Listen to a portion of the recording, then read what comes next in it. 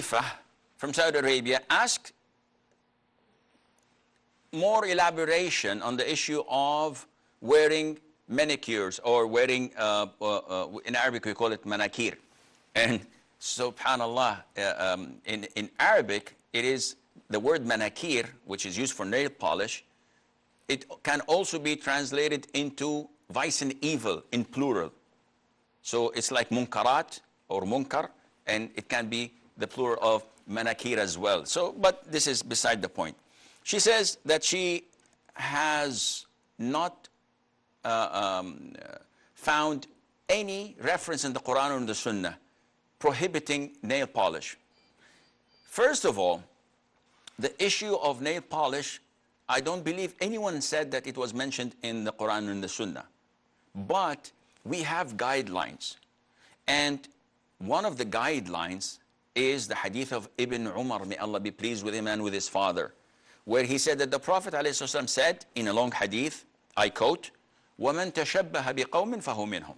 So this is the part that we are interested in. Whoever imitates a people, then he is part of them.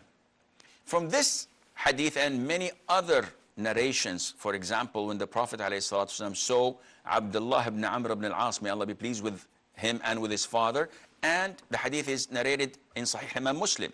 He saw him wearing two garments that were dyed with saffron. And this was known to be worn and used by the idol worshippers. So the Prophet was outraged when he saw this great companion wearing this. Look at the way he addressed him, because he's his disciple, he's his student. He said to him, did your mother order you to wear this? Immediately, the man understood his fault. So he said, O Prophet of Allah, shall I wash them? The Prophet said, no, burn them. Washing them would have sufficed, but the Prophet ﷺ wanted to make an example of wasting such money by burning it, so that people would know how severe the sin was. And there are so many examples that I could give and relate to you, but this is not the time.